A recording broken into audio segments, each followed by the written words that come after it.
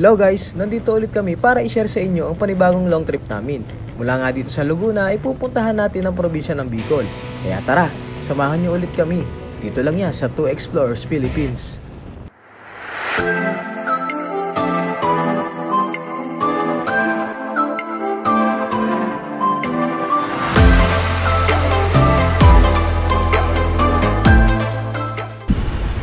Time check, 5:20, alis na kami. Wala kami Bicol. 5:20 na rin ng umaga kami nag-start bumiyahe galing nga dito sa Laguna. Pinabuti na rin namin na gantong oras kami umalis para pagdating namin ng Quezon Province ay sikat na ang araw. Balita ko kasi ay malubak ang mga daan doon, kaya mas okay na rin kung kita namin ang daan habang bumabiyahe. Mula nga dito sa Calamba, Laguna ay kailangan muna nating tawirin ang probinsya ng Quezon bago marating ang Bicol Region. Mahigit 380 plus kilometer din ang ating mamotorin bago dumating ng Legazpi, Albay. Time check, 6:40 AM ng umaga ay dumating na kami sa boundary ng San Pablo at Quezon Province. Dito nga madadaanan ng Quezon Province Arc. Konting trivia lang tayo mga kaibigan. Kilala ang lalawigan ng Quezon bilang the land of thousand colors dahil sa mayamang kultura, tradisyon at natural na kagandahan ng lugar. Alam nyo ba, noong 1591, ang lalawigan ay kilala bilang Kaliraya o Kalilayan na hango sa salitang lilay, na isang palm tree variety na sagana sa lugar. Noong kalagitnaan naman ng 18th century, ang pangalan ng lalawigan ay naging Tayabas. Nakalaunan ay pinalitan ulit ito sunod sa pangalan ng pangalawang pangulo ng Pilipinas na si Manuel L. Quezon na nagmula rin sa lalawigan. Time check, 8:30 na ng umaga na makarating kami dito sa boundary ng Pagbilao at Atimonan, Quezon. Sa loob nga ng Quezon National Forest Park ay madadaanan nga dito ang Atimonan Old Zigzag Road na isa sa mga pinakadelikadong kalsada sa bansa. Kilala rin ito sa tawag na bitukang manok dahil sa liku-likong kurbada na animoy bitukan ng manok. Tinayo ito noong 1969 during the era of Ferdinand Marcos Sr. Dahil na rin sa scenic beauty nito at challenging drive ay patok itong puntahan ng mga road trip enthusiasts kagaya namin. Bagamat nakakapanabik na karanasan ng pumunta dito ay kailangan pa rin natin ng doble ingat sa pagmamaneho dahil na rin sa matarik at sharp turn ng kalsada dito. Habang binabaybay ang kabuuan ng Old Zigzag Road ay madadaanan rin dito ang Atimonan Zigzag Park na kilala rin na stopover destination ng mga turista, bikers at riders na dumadaan dito. Kalahating oras mula dito sa Atimonan Zigzag Road ay mararating na natin ang coastal road ng Atimonan kung saan matatanaw ang asul na karagatan. Dire-diretsuhin lang natin babagtasin ang daan na ito hanggang makarating tayo ng bayan ng Plaridel. Sa mga di nakakaalam, ang bayan ng Plaridel ay ang pinakamaliit na bayan dito sa probinsya ng Quezon. Meron lamang itong 33 square kilometer na mayroon 9 na barangay. Mula nga dito sa bayan ng Plaridel ay i-fast forward muna natin ang biyahe natin papunta sa gateway ng Bicolandia. As of 11:33 AM ay nakarating na rin kami sa boundary ng Quezon Province at Bicol Region after 6 hours nga na biyahe galing Laguna.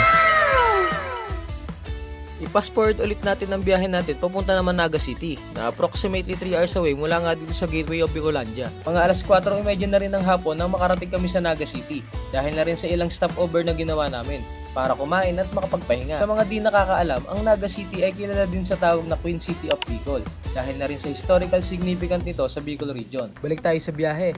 At dahil 2 hours pa ang biyahe mula Naga City papuntang Legazpi, Albay at medyo nakakaramdam na rin kami ng gutom at pagod, ay mas minabuti na nga namin sa Naga City na lang kami magpalipas ng gabi at kinabukasan na lang bumiyahe papuntang Legazpi City, Albay.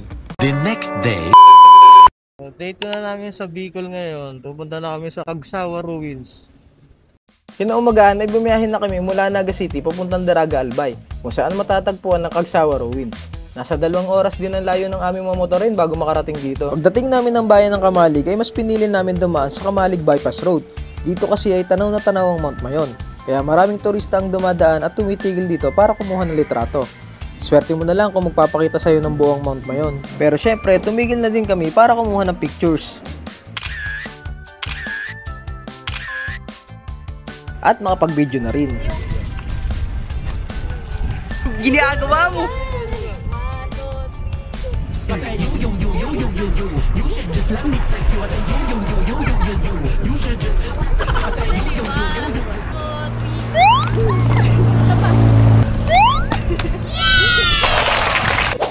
Balik tayo sa biyahe. Ilang minuto lang mula Bypass Road ay mararating na natin ang sikat na pasyala dito sa Daraga, Albay. Ito nga ang Cagsawa Ruins. Tara, pasukin na natin ang Cagsawa Ruins. Pero bago yan, may entrance fee nga pala dito na worth 20 pesos. Sa mga hindi nakakaalam, ang Cagsawa Church ay itinayo ng mga Frailing Franciscano noong panahon ng mga pananakop ng mga Espanyol sa Pilipinas noong 1724 upang palitan ng isang naunang simbahan na sinunog ng mga piratang Dutch. Noong 1814 naman, ito ay nawasak noong pumutok ang Bulkang Mayon na tinatayang 1,200 na kataong namatay dito at ang malaking bahagi ng lugar kabilang ang bayan ng Cagsawa ay nabaon sa abo dahilan na ang bell tower na lang na simbahan ang nakikita dito. After nyo mag-ikot-ikot dito, ay pwede nyo rin dito matikman ang kanilang sili ice cream.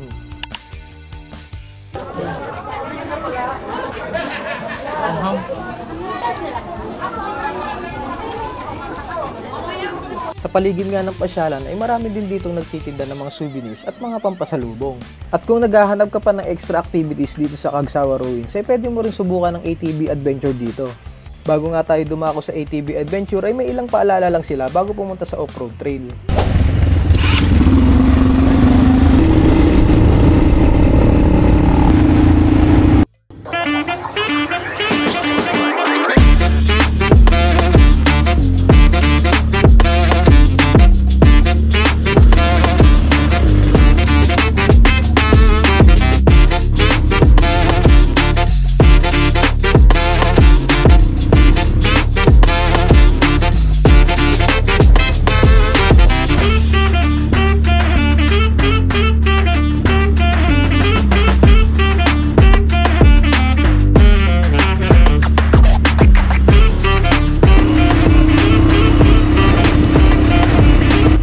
O diba ang saya? Kaya kung malalagay kayo dito ay highly recommended na itry nyo ang ATV adventure dito sa Cagsawa Ruins. Sa di kalayuan ay puntahan naman natin ang isa pang tourist spot dito sa bayan ng Daraga. Humigit kumulang 10 minuto lang ang layo nito sa Cagsawa Ruins. Ito nga ang Our Lady of the Gate Parish Church o mas kilala sa tawag na Daraga Church. Ang Daraga Church ay itinayo sa ilalim ng mga paring Franciscano noong 1773. Ang simbahan ay itinayo sa ibabaw ng isang burol sa Barangay Santa Maria kung saan matatanaw ang Bulkang Mayon. Nang pumutok ang Bulkang Mayon noong Pebrero 1, 1814, ang mga residente ng Cagsawa ay lumipat sa Daraga matapos ang pagkasira ng kanilang simbahan. Ayon nga sa paniniwala na ang simbahan ng Daraga ay tinayo pagkatapos ng pagsabog ng Mayon at pinalitan nito ang simbahan ng Cagsawa. Matapos nga natin pasyalan ng ilan sa sikat na pasyalan dito sa Albay ay puntahan naman natin ng probinsya ng Sorsogon. Mula nga dito sa Daraga Church ay halos 1 oras din ang mamotorin natin bago makarating ng Sorsogon City. Ang probinsya ng Sorsogon ay ang pinakatimog na lalawigan sa isla ng Luzon at nahahati sa 14 na munisipalidad at isang lungsod. Ang kabisera nito ay ang Sorsogon City na ayon sa 2020 census ay meron itong populasyon na 180,000 na katao. Isa sa mga kilalang tourist spots sa lalawigan ng Sorsogon ay ang Rompiolas. Isa itong landmark na madaling makita mula sa Rompiolas Baywalk. Ang baywalk na ito ay may habang 1 kilometro. Matatanaw dito ang asul na karagatan. Pasyalan din ito ng mga lokal para makapaglakad-lakad at enjoyin ang naturang lugar. Ilang minuto mula dito ay puntahan naman natin ng Sorsogon Sport Complex na matatagpuan din sa loob ng Sorsogon City. Binase ang disenyo ng sport complex na ito sa sikat na Coliseum sa Rome, Italy. Inumpisa ang itayo ito noong May 2021 upang maging sport venue ng palarong pambansa. Based sa information galing DPWH ay nagkakahalaga ng 887 million pesos ang nagastos sa pagpapatayo nito. Ito ay binuksaan noong nakaraang taon, October 17, 2024. At dahil nasa Sorsogon na rin tayo, marami din magagandang beaches na mapupuntahan dito. Kagaya na lang ng susunod na pupuntahan natin. Ito ang Paguriran Island. Mula city proper ng Sorsogon City, ay bibiyahe pa tayo ng kalahating oras upang marating ito. Kahapon na rin kami umalis ng city proper ng Sorsogon City, kaya inabutan na rin kami ng lubog ng araw sa daan. Medyo liblib nga lang ang kalsadahan papunta sa beach na pupuntahan natin. Habang nasa biyahe ay may nakasalubong kaming prosesyon, kaya medyo napatigil din kami ng ilang minuto sa daan. Pagkatapos nga ng ilang minutong pag-iintay ay pinadaan na rin kami. Gabi na rin kami nakarating sa area ng Paguriran Island. Buti na lang at nakakuha pa kami ng isang kwarto sa isang resort at nakahingi na rin kami ng discount. The next day. Kinabukasan ay inagahan na namin ng pagpunta sa tabing dagat para maglakad at tingnan na rin ang tanawin dito. Habang nasa tabing dagat ay rinig na rinig mo ang hampas ng alon. Dagdag mo pa ang puting buhangin at malakristal na linaw ng tubig dito. Ang Paguriran Island ay isang isla at lagoon na kapag low tide ay kaya itong lakarin mula beachfront. Subalit high tide pa ng oras na pumunta kami dito, kaya naman hindi visible ang lagoon sa mga oras na iyon. Kung maalam kang lumangoy o matangkad ka, pwede mo itong mapuntahan kahit hindi mo nahintayin ng low tide. Pero kung gusto mo itong mapuntahan ay may mga lokal na bangkero na nag-aalok libutin ito.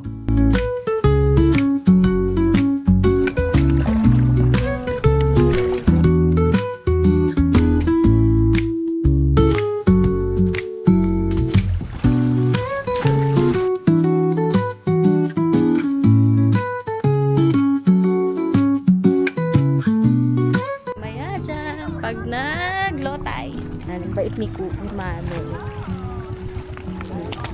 Natig kami dito. Mag-aalas 9 na rin ng umaga at di pa rin naglo-low tide kaya lumabas muna kami ng resort para maghanap ng makakainan. Swerte na lang din na merong karindere sa harap ng resort kaya dito na kami nagumagahan.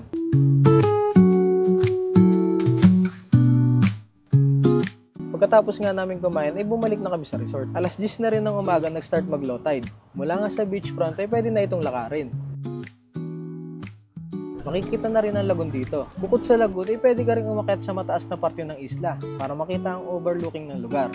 At mag-cliff diving kung medyo hardcore ang hanap mo. Pero ingat lang din at medyo matalas sa mga bato dito. Sinulit na namin ang huling 1 oras namin dito para makapag-relax bago umuwi ng Laguna. Bye-bye!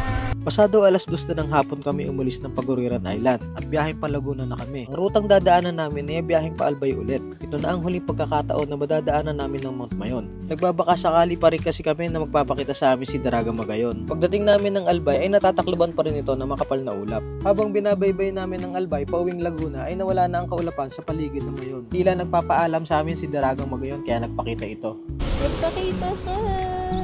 Pakita, nagbabay sa amin si Mayon. Pakita nga sa amin ng Mount Mayon nung pauwi na kami.